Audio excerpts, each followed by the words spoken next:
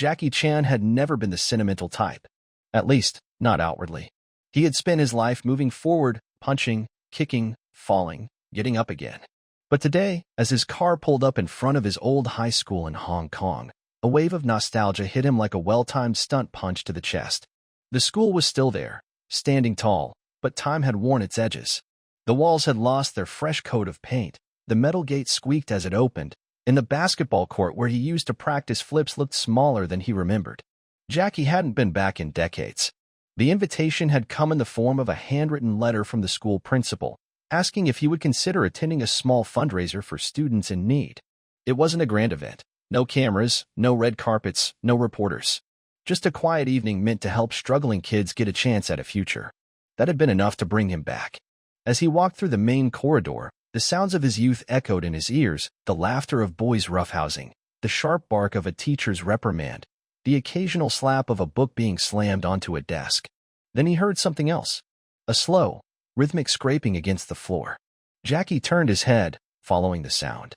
Down the dimly lit hallway, an old man moved a mop across the tiles, his movement slow but steady. His back was hunched with age, his hair completely white. He worked with the same quiet diligence Jackie had always associated with one man. Jackie's breath caught in his throat. It was him, Mr. Lau, the janitor from his youth, the man who had been a constant, unspoken presence in his chaotic school days. But why was he still here? Jackie frowned, taking a step closer. The old man didn't seem to notice him at first, just kept mopping in that same slow, deliberate motion. Jackie watched the way he gripped the handle firm, but with fingers slightly curled inward as if from years of strain. Memories hit him all at once. The nights he had snuck back into school to practice martial arts in the gym, only to find Mr. Lau cleaning up long after everyone had gone home. The way the old janitor had never scolded him, never reported him, just left the lights on a little longer, sometimes placing a small bottle of water on the edge of the mat without a word. Jackie cleared his throat. Mr. Lau. The old man stopped, turning his head slowly. His tired eyes squinted at Jackie for a moment, as if searching through the years for recognition. Then, something flickered in them. Ah, a small, knowing smile formed on his face. The troublemaker. Jackie let out a breathless chuckle. I was hoping you wouldn't remember that part. Mr. Lau leaned on his mop, studying him. You think I'd forget the boy who climbed onto the school roof to practice backflips? Who nearly got himself expelled for fighting, but still managed to make every teacher like him? He shook his head with a soft chuckle. No. I remember you well, Jackie. Jackie felt something heavy settle in his chest. I didn't think you'd still be here, he said carefully. It's been a long time. Mr. Lau shrugged. Someone has to keep these floors clean. There was something off about the way he said it. A hollowness in his voice. Jackie's gaze flickered to the man's uniform, clean but faded. His shoes worn down at the soles. The mop bucket, old, rusted at the edges. Jackie's stomach tightened. Mr. Lau, why are you still working? The old man hesitated, and that hesitation told Jackie everything. Something wasn't right. Jackie stood there, waiting for an answer, but Mr. Lau only looked at him with that quiet patience, as if weighing whether or not he should say the truth. Jackie wasn't a kid anymore, wasn't some reckless teenager trying to impress his friends or prove himself in fights. He was a grown man now, standing in front of an 85-year-old janitor who should have been retired, resting, spending his days doing anything but pushing a mop through school hallways. And yet, there he was, his hands rough with age, his back slightly bent from years of labor. Jackie had seen exhaustion before, on the faces of stuntmen who had taken one too many falls, on crew members who worked for hours without a break, on his own reflection after months of relentless filming. But this was different. Mr. Lau wasn't tired because of a hard day's work. He was tired because life had given him no choice but to keep going. Jackie could see it now, in the stiffness of the man's movements, in the way he shifted his weight carefully, as if trying not to put too much strain on one leg. I like keeping busy, Mr. Lau finally said, gripping the mop handle a little tighter, but Jackie wasn't buying it. He had heard that phrase before, from people who had no other way to justify their situation. It was what people said when they didn't want pity, when they didn't want others to see how bad things really were. Jackie crossed his arms, tilting his head slightly, his voice calm but firm. That's not an answer. I asked why you're still working, not if you like keeping busy. Mr. Lau sighed, glancing down at the floor as if contemplating whether to end the conversation right there. Jackie could tell he was used to keeping things to himself, to not burdening others, but Jackie wasn't just anyone. This was the man who had once handed him a towel after an intense training session, the man who had let him sneak back into school after hours when he had nowhere else to go, the man who had seen him at his lowest and never once judged him for it. Jackie wasn't leaving without the truth. After a long pause, Mr. Lau spoke, his voice quieter now, less guarded. My pension, it's not enough. Things cost more than they used to. Rent, food, medicine. So I keep working. Jackie felt something sharp twist in his chest, but he kept his expression neutral, not wanting to make Mr. Lau regret telling him. He had heard stories like this before, about elderly workers forced to keep going because retirement wasn't an option, but it was different hearing it from someone he knew. How long have you been working here? Jackie asked, even though he already had a rough idea. Mr. Lau let out a soft chuckle, shaking his head. Since before you were born. Jackie exhaled, running a hand through his hair. That meant over 50 years, maybe more. 50 years of sweeping floors, cleaning up after students, locking up classrooms long after everyone had gone home. 50 years of being overlooked, of blending into the background, of people passing him by without a second thought. Jackie shifted his stance slightly, his voice steady. Do they pay you enough? Mr. Lau gave him a knowing look, the kind that said they both already knew the answer. Enough to get by. Jackie wasn't satisfied with that. He wanted numbers, specifics, something he could grab onto, but he also knew that pressing too hard wouldn't get him anywhere. Mr. Lau wasn't the type to complain, wasn't the type to ask for help. If he was still working at 85, still coming to this school every day, still cleaning the same floors Jackie had walked on as a teenager, then it meant that he had run out of options. Jackie let a few seconds pass before speaking again. Do you have family? Mr. Lau's expression shifted slightly, just enough for Jackie to notice. He hesitated, then shook his head. Not anymore. That was all Jackie needed to hear. No children, no wife waiting for him at home, no one making sure he had what he needed. Just him, a small apartment somewhere, and a job that should have ended decades ago. Jackie knew what it was like to grow up without much, to fight for opportunities, to struggle, but this wasn't the same. Jackie had made it out. Mr. Lau hadn't. Jackie let out a slow breath, nodding slightly.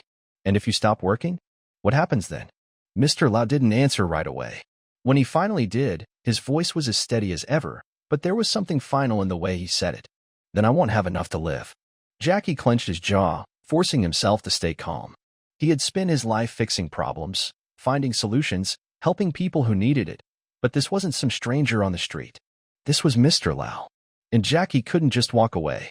He nodded once, as if coming to a decision. All right. Mr. Lau raised an eyebrow. All right, what? Jackie gave him a small smile, but there was nothing casual about the look in his eyes. All right. I'm going to fix this. Mr. Lau let out a quiet chuckle, shaking his head. I don't need charity, Jackie. Jackie's expression didn't change. Good. Because I'm not offering charity. Mr. Lau studied him for a moment, then sighed. I've been taking care of myself for a long time. Jackie nodded. And now it's my turn. Mr. Lau opened his mouth to argue, but Jackie held up a hand. Don't tell me no yet. Just listen. Mr. Lau exhaled, setting the mop back into the bucket. All right. I'm listening. Jackie crossed his arms, his mind already working through possibilities. He wasn't going to just hand Mr. Lau money and walk away, wasn't going to throw a check at the problem and pretend that was enough. He needed to do this right. Needed to make sure Mr. Lau wasn't just surviving, but actually living. He had a plan forming already, but first, he had to make sure Mr. Lau would accept it. And Jackie Chan had never backed down from a challenge before. Jackie didn't waste time. He had spent his life making decisions in the moment, calculating risks, knowing when to move and when to hold back, and this situation was no different. Mr. Lau wasn't just some random person struggling to get by. He was someone Jackie owed a debt to, whether Mr. Lau saw it that way or not. Jackie had spent his childhood surrounded by people who pushed him, shaped him, helped him survive, but very few of them had done so quietly, without asking for anything in return. Mr. Lau had never given him money, never trained him in martial arts, never promised him success, but he had been there, watching, making sure Jackie had a place to go when he had nowhere else. That meant something, and Jackie wasn't going to stand here now, decades later, and pretend like it didn't. He studied the old man carefully, watching the way his hands twitched slightly as he leaned against the mop handle, the way his legs shifted every few minutes as if standing still for too long hurt. The signs were all there, the ones that people missed when they weren't looking closely enough. Mr. Lau wasn't just working because he wanted to, he was working because if he stopped, he wouldn't have enough to pay for rent, food, or whatever medical issues Jackie was sure he wasn't talking about. Jackie exhaled slowly, then spoke, his voice even. You said you don't want charity. I get that. But I have a proposal for you. Mr. Lau gave him a tired smile, shaking his head slightly. Jackie, I don't need it. Jackie cut him off before he could finish. Just listen. If you don't like it, you can say no. He paused, making sure the old man was actually paying attention before continuing. I want you to retire, but not just sit at home doing nothing. I want you to come work for me. Mr. Lau let out a quiet chuckle, raising an eyebrow. Doing what? I don't know Kung Fu. Jackie smirked. That's not what I need you for. He shifted his stance slightly, his tone turning serious again. I want to start a program at the school, something for kids who are struggling, the ones who don't have anyone looking out for them. You've been here for over 50 years. You know these students better than anyone. You see the ones who are slipping through the cracks, the ones who don't have a place to go. I want you to be the one who finds them, talks to them, helps them. Mr. Lau frowned slightly, as if trying to figure out if Jackie was serious. And you think the school is just going to let me do that? Jackie shrugged. They'll let you if I fund it. He watched as Mr. Lau processed his words, knowing exactly what the man was thinking before he even spoke. Jackie had met people like this before, people who had spent their whole lives working hard, never asking for more, never expecting anyone to help them, and those were always the hardest people to convince that they deserved better. After a long pause, Mr. Lau finally spoke, his voice quiet. And you think I can actually help them? Jackie didn't hesitate. I know you can. You helped me. The old man exhaled slowly, looking away for a moment before shaking his head. I didn't do anything for you, Jackie. You made your own way. Jackie took a step closer, his voice steady. That's not true. You were the first person who made me feel like I wasn't just some troublemaker who was going to end up nowhere. You saw me, even when no one else did. That's what these kids need. Someone who notices them, who tells them they're worth something before they figure it out too late. Mr. Lau didn't respond right away, and Jackie could see the conflict on his face. He wasn't saying no, but he wasn't saying yes either. Jackie let a few seconds pass before pushing further. The job would pay well, enough for you to live comfortably, enough so you never have to worry about money again. And no, it's not charity. It's work, real work. You'd be doing something that matters. Mr. Lau let out a soft breath, rubbing a hand over his face. And what if I say no? Jackie smirked. Then I'll just keep coming back until you say yes. The old man let out a quiet chuckle, shaking his head. You're stubborn. Jackie shrugged. Learn from the best. Mr. Lau studied him for a long moment, then sighed. I'll think about it. Jackie nodded. Good. That's all I ask. But he knew he wasn't going to let Mr. Lau think about it for too long. Jackie wasn't someone who waited for things to happen. He made them happen. And he wasn't going to let an 85-year-old man keep working himself into the ground just because life had given him no other option. He had already made up his mind. Mr. Lau was going to retire, and he was going to do it with dignity. Jackie would make sure of it. Jackie didn't waste time. The moment Mr. Lau said he would think about it, Jackie knew he had already won half the fight. The real challenge was making sure the school saw the value in what he was proposing, because if there was one thing Jackie had learned over the years, it was that institutions didn't always care about people, they cared about budgets, rules, and keeping things running exactly the way they always had. And from the look of the school now, Jackie could tell that money wasn't exactly flowing in. The paint was peeling in some areas, the sports equipment in the gym looked outdated, and the few students he had passed in the hallway had that look, tired, carrying more weight on their shoulders than kids should have to. That was all Jackie needed to see. He walked straight to the principal's office, not bothering to wait for an appointment. The receptionist looked up, startled, but before she could say anything, Jackie gave her a polite nod and pushed the door open. The principal, a thin man in his 60s with silver hair and glasses perched on the edge of his nose, looked up from his desk with mild surprise. His nameplate read Mr. Chung, and Jackie didn't recognize him, which meant he had come long after Jackie had left the school behind. Mr. Chung blinked a few times, clearly trying to process the fact that Jackie Chan was standing in his office unannounced. Mr. Chan, he said slowly, adjusting his glasses. This is unexpected. Jackie didn't sit. He placed both hands on the chair in front of him, leaning slightly forward, his voice calm but firm. I want to start a program here. For the students who are struggling, the ones who don't get noticed. I'll fund it myself. I already have someone in mind to run it. Mr. Chung looked at him carefully, folding his hands on his desk. And who might that be? Jackie didn't hesitate. Mr. Lau. The reaction was immediate. Mr. Chung's expression shifted, something wary flashing in his eyes. He exhaled through his nose, sitting back in his chair. Mr. Lau has been with this school for many years. He's well respected. But he hesitated, choosing his words carefully. He is of retirement age. Jackie narrowed his eyes slightly. Then why is he still here? Mr. Chung cleared his throat, shifting uncomfortably. He has chosen to continue working. Jackie didn't believe that for a second. Or maybe he didn't have a choice. Mr. Chung exhaled, clearly aware that Jackie wasn't going to drop this. Mr. Chan, I appreciate your concern for Mr. Lau and your generosity in wanting to help the students here. But creating a program is not as simple as just offering money. There are procedures, approvals, discussions that need to happen. Jackie nodded, but he didn't step back. Then start them. I'll cover the costs. I'll make sure it doesn't interfere with the school's budget. And if you're worried about Mr. Lau's ability to do the job, don't be. He's already been doing it for decades. He just never got paid for it. Mr. Chung hesitated again, but Jackie could see the doubt in his eyes. The man wasn't against the idea. He was just cautious, and Jackie understood that. But this wasn't something he was going to let get buried under bureaucracy. Jackie leaned in slightly. You know as well as I do that there are kids in this school who are slipping through the cracks. I was one of them once. If someone hadn't taken the time to see me, to tell me I could be more than just another kid running around causing trouble, I don't know where I'd be right now. Mr. Lau was one of the people who made sure I didn't feel invisible. And I'm willing to bet he's done the same for a lot of students you'll never hear about because they never had the chance to speak up. Mr. Chung was silent for a long moment, his fingers tapping lightly against the desk. Then, finally, he exhaled and nodded. I'll bring it up with the board. But it won't be immediate. Jackie nodded once, satisfied for now. Good. And in the meantime, I want Mr. Lau off janitor duty. Whatever you need to do, find a way. Mr. Chung hesitated again, then nodded slowly. I'll see what I can do. Jackie didn't need any more than that. He turned and walked out of the office, already pulling out his phone. The school might take time to approve things, but Jackie wasn't going to wait around while Mr. Lau continued working himself into the ground. He had money, he had connections, and he had a stubbornness that had carried him through his entire career. He wasn't going to let bureaucracy slow him down.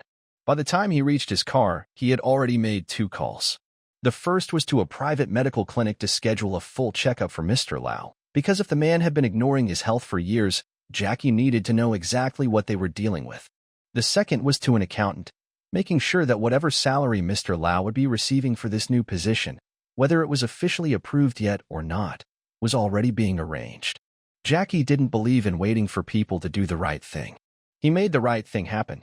An hour later, he was back at the school, walking through the hallways again, looking for Mr. Lau. He found him in a supply closet, restocking cleaning supplies, moving slower than before. Jackie stepped inside, closing the door behind him. Mr. Lau glanced up, raising an eyebrow. Back so soon? Jackie crossed his arms, leaning against the door. I talked to the principal. He's going to bring the program up with the board, but I'm not waiting. You're done cleaning floors, starting now. Mr. Lau let out a quiet chuckle, shaking his head. Jackie. Jackie held up a hand. No arguments. I already set up a medical appointment for you. Full checkup. You're going. Mr. Lau sighed. You're not giving me much of a choice, are you? Jackie smirked. Nope. The old man studied him for a long moment, then exhaled and nodded slowly. All right. But I'm not taking anything for free. Jackie nodded. Good. Because this isn't charity. It's a job. And it's about time you got paid for the work you've already been doing. Mr. Lau didn't argue this time. He just nodded once, accepting the inevitable. Jackie could see it in his eyes, relief, hesitation, maybe even a little disbelief. But Jackie wasn't going anywhere, and neither was this plan. Mr. Lau wasn't going to be invisible anymore. Jackie was going to make sure of that. Jackie expected some resistance from Mr. Lau, maybe a few more arguments about not wanting to take anything for free, but what he didn't expect was pushback from the school itself. 2 days after his meeting with Mr. Chung, Jackie received a formal email stating that while the school appreciated his generous offer, the board had concerns about creating a new position for someone who had never been a teacher or counselor. The wording was careful, polite, but the message was clear. They didn't see Mr. Lau as someone worth investing in. Jackie had seen a lot in his life, had dealt with powerful executives, stubborn directors, and arrogant businessmen.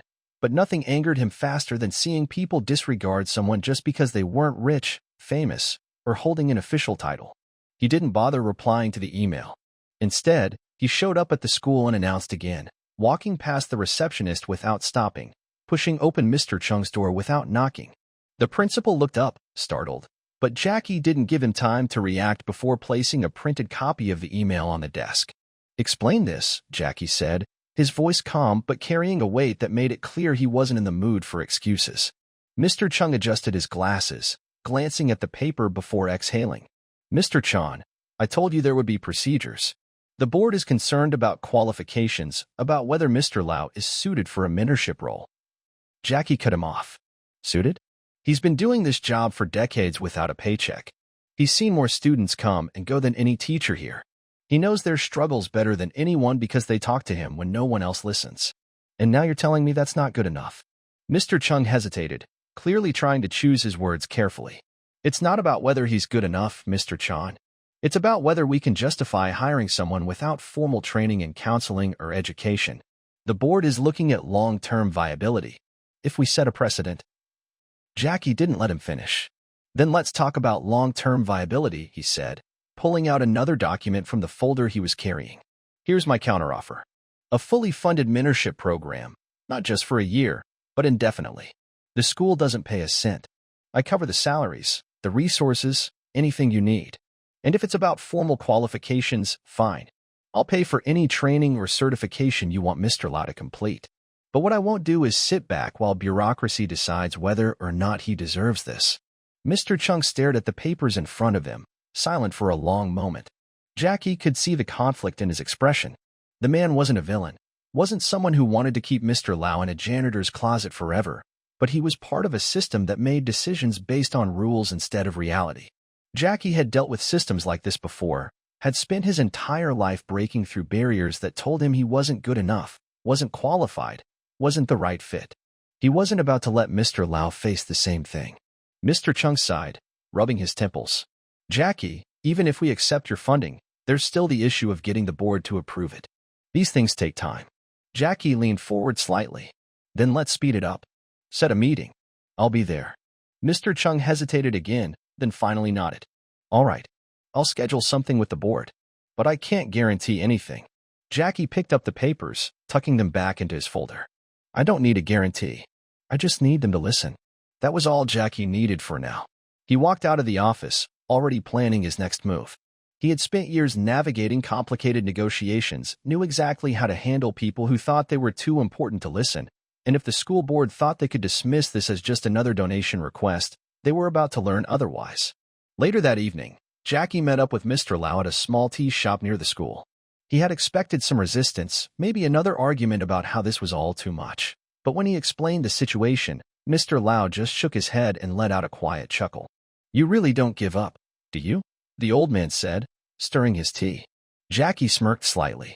"Not when it's important." Mr. Lau took a slow sip, setting his cup down carefully before speaking again. "And what if the board says no?" Jackie didn't hesitate.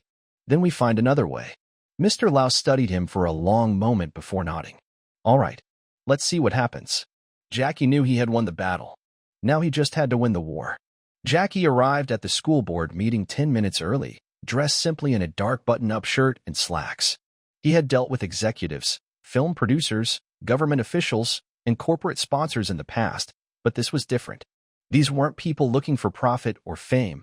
These were bureaucrats, administrators who had spent years making decisions based on policies, budgets, and regulations. They weren't the type to be impressed by celebrity status alone, which was exactly why Jackie wasn't planning to rely on it. He was here for Mr. Lau, and he wasn't leaving without results. The meeting room was a long conference hall with a polished wooden table in the center. 8 board members sat at the table, each with neatly stacked papers and pens in front of them. Mr. Chung sat near the middle, looking slightly uneasy, but he gave Jackie a small nod as he walked in. The chairwoman, an older woman in her 70s with sharp eyes and an air of authority, motioned for Jackie to sit. "Mr. Chan, we appreciate you taking the time to be here today," she said, her voice formal but polite. "We understand that you are proposing a mentorship program at our school, with Mr. Lau as its lead." Jackie nodded. "That's right. I'm funding everything. No cost to the school, no impact on your budget, no risk. Just an opportunity for students who need it." A man in his 50s, wearing a crisp suit and thin glasses, leaned forward slightly. Mr. Chan, while we acknowledge your generosity, we have to consider whether Mr. Lau is qualified for such a role. We run an educational institution, not a community center. Students require trained professionals, counselors with degrees and certifications, not former janitors. Jackie cut him off before he could finish. Former janitor? That's all you see him as. He kept his voice calm, controlled, but there was an edge to it now. Because I see someone who has spent more time with these students than any of you have. I see someone who has watched kids walk through these halls for 50 years, who knows which ones are struggling before their teachers even notice. I see someone who listened when no one else did. The room was silent for a moment. Jackie didn't look away, his gaze steady as he let his words settle. He had spent his life reading people, knowing when to push and when to hold back. Right now, he needed them to see Mr. Lau the way he did. The chairwoman adjusted her glasses, glancing at the others before speaking again. Mr. Chan, your passion for this is clear, and no one is questioning Mr. Lau's dedication to the school. But passion alone doesn't build programs. We have a responsibility to ensure that every initiative we approve is structured, sustainable, and aligns with the school's standards. If we allow an exception here, we must be prepared to do the same for others. Jackie nodded, already prepared for this argument. Then let's make it structured. I'll cover any training or certifications you require. If Mr. Lau needs formal credentials, we'll get them. But don't dismiss him because he doesn't have a piece of paper. He's already been doing this work for years, just without recognition. A younger woman sitting at the far end of the table, probably in her early 40s, cleared her throat. Mr. Chan, while your offer is generous, we also have to consider the precedent this sets. What happens if funding runs out in the future? What happens if Mr. Lau decides to leave? What's the long-term plan here? Jackie leaned forward slightly. Funding won't run out. I've already set up an independent trust to finance this program for as long as it needs to exist. This isn't just a donation. This is a permanent investment in the students of the school. The man with the thin glasses exhaled sharply. Even if we approve this, we would need time to implement it. Adjust schedules, ensure compliance with educational policies. Jackie held up a document and slid it across the table. I've already worked with legal experts to outline the structure. Everything you need is here. You don't have to build anything from scratch. Just say yes, and we can start. The chairwoman picked up the document, scanning through the pages. The others exchanged looks, murmuring quietly to each other.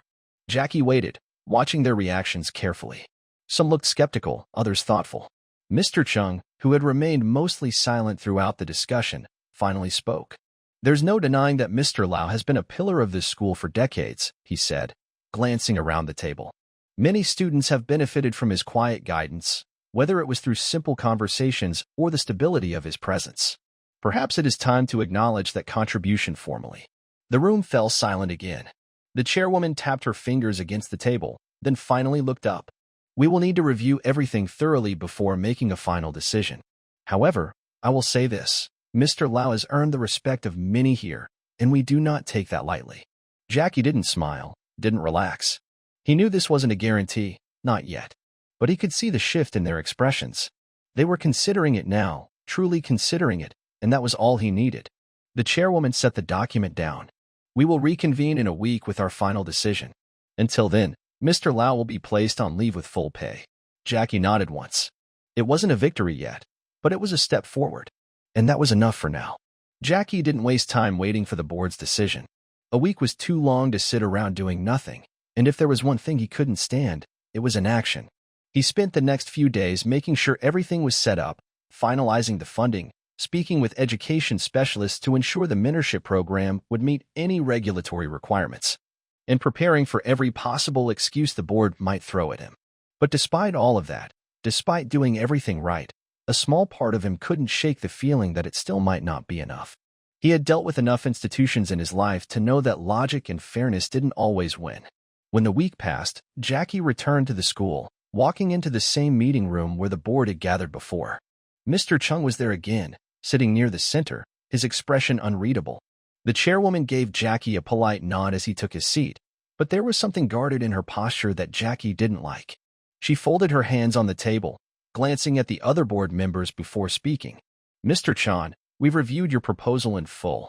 We acknowledge the tremendous generosity behind it, as well as Mr. Lau's long-standing contributions to this institution. However, Jackie's hands clenched slightly under the table. He already knew what was coming.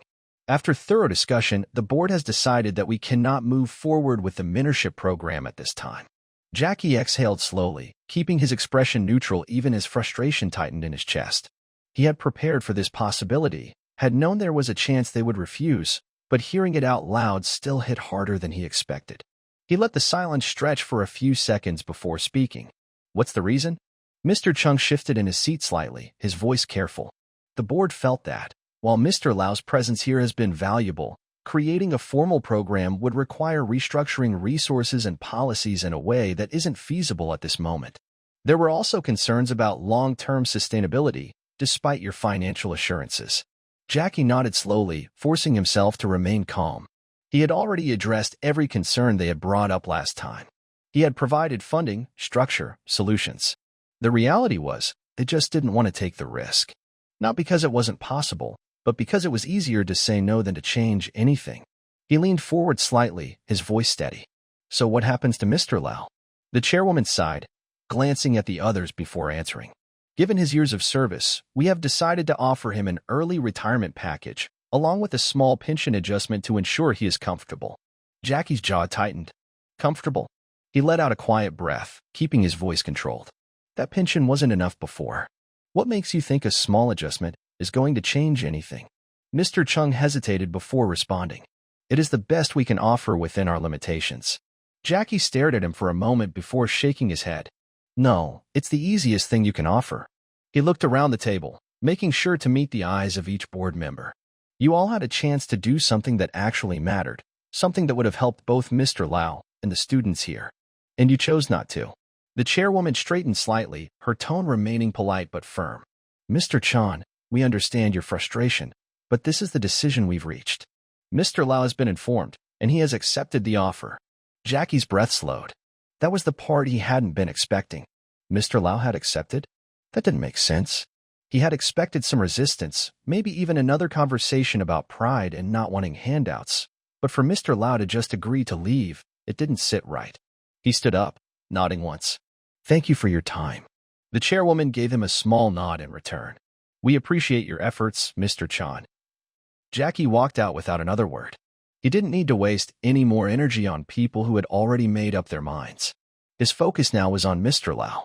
If the school wasn't going to do the right thing, Jackie would find another way. He found Mr. Lau outside the janitor's closet, gathering the last of his belongings into a small bag. The sight of it, one old, worn-out bag carrying the sum of a man's decades of service, made something tighten in Jackie's chest. He stepped forward, his voice even. So that's it? You're just leaving? Mr. Lau glanced up, giving him a tired smile. Jackie, it's all right. They gave me a little extra in the pension. It's more than I had before. Jackie shook his head. It's not enough. You know that. The old man sighed, closing the bag and adjusting the strap over his shoulder. I knew they weren't going to approve the program. I've been here long enough to know how these things work. He looked at Jackie carefully. I appreciate what you tried to do. But sometimes, things don't change. Jackie's jaw tightened. Then we change them ourselves. Mr. Lau chuckled, shaking his head. And how do you plan on doing that? Jackie crossed his arms.